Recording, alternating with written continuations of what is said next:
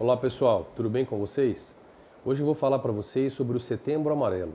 Setembro Amarelo é uma campanha brasileira que foi iniciada no ano de 2015 como o mês de conscientização da prevenção ao suicídio, sendo que desde 2003, o dia 10 de setembro foi instituído como o Dia Mundial de Prevenção ao Suicídio. É um assunto delicado, mas é muito importante falar sobre ele. O suicídio é a condição na qual a pessoa atenta contra a própria vida. É importante frisar que a única condição na qual a pessoa é capaz de atentar contra a própria vida é a depressão. Seja ela leve, moderada ou grave. Seja ela primária, de base, ou seja ela comórbida, como nós falamos, ou seja, associada com outros transtornos. Porque é a única condição na qual o sofrimento é máximo. Aliás, é a condição mais sofrida. Não tem nada pior para o ser humano do que o quadro depressivo. O sofrimento é tão grande e a pessoa quer se livrar desse sofrimento, não da vida. Por isso que ela atenta contra a própria vida. Eu sei que parece contraditório, mas a pessoa quer se livrar do sofrimento, não da vida. Então, naquela tentativa desesperada, ela tem a ideação suicida, que é a ideia, quero sumir, quero fugir, passa para a etapa de planejamento até, infelizmente, chegar na etapa da execução. Então, o sofrimento ele é muito grande, por isso que não é besteira, não é frescura, é algo que nos desestabiliza por inteiro. O quadro depressivo é o único quadro generalizado que nos desestabiliza por inteiro, seja na esfera física, mental, psicológica, social, laboral, etc. Então, esse sofrimento é tão grande que a pessoa quer se livrar dele e ela não vê outra saída a não ser tirar a própria vida. Então, é grave, é sério. Vocês precisam prestar atenção aos sinais que eu vou passar, alguns padrões de comportamento e sentimentos que são de mais fácil visualização para vocês poderem encaminhar as pessoas para as ajudas especializadas. Então, vamos lá. Quais são os principais sintomas e comportamentos depressivos que devem ser observados? A pessoa deprimida, geralmente ela estará apresentando involição, que é a falta de vontade. Ela apresentará anedonia, que é a perda da capacidade de sentir prazer por coisas que a pessoa achava prazerosa antes.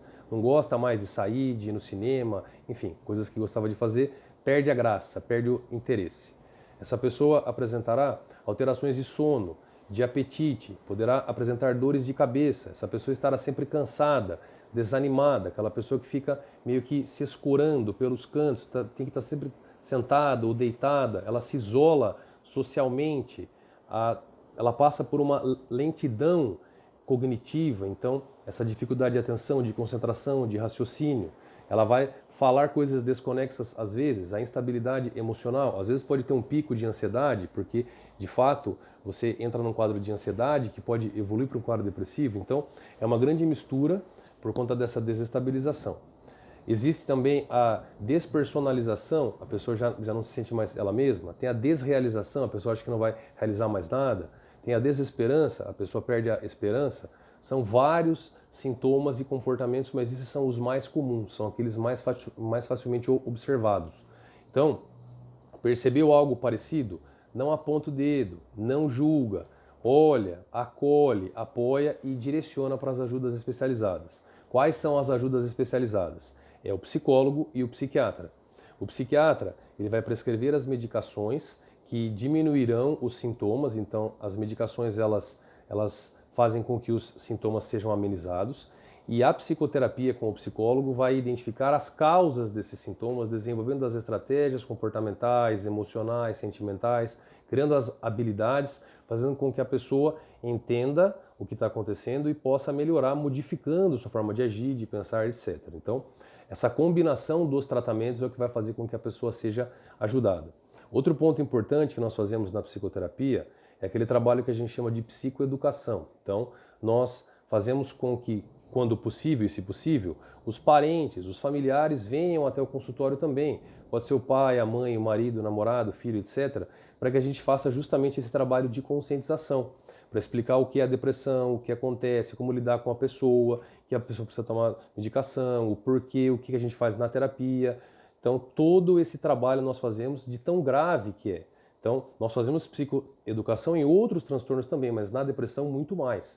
Então, essas são as ajudas especializadas que vocês devem encaminhar essa pessoa percebendo esses comportamentos e sentimentos que eu citei para vocês, que são os mais comuns e de mais fácil visualização, como eu disse. Tá? É grave, é sério, isso precisa ser disseminado para as pessoas, é muito importante. E como eu sempre digo, não só no mês de setembro, todos os dias, o ano todo, porque o sofrimento está aí. É só nós pensarmos na época da pandemia, do pós-pandemia, os níveis de estresse, de depressão, de ansiedade, tudo isso subiu vertiginosamente, por várias razões. Então, o sofrimento ele existe, ele é real e a pessoa precisa ser encaminhada e direcionada para as ajudas especializadas. Pessoal, é grave, é sério, tá? Percebeu algo parecido em alguém próximo, acolha, converse e direcione para as ajudas. Ok? Precisando de mim, é só procurar. Abraço!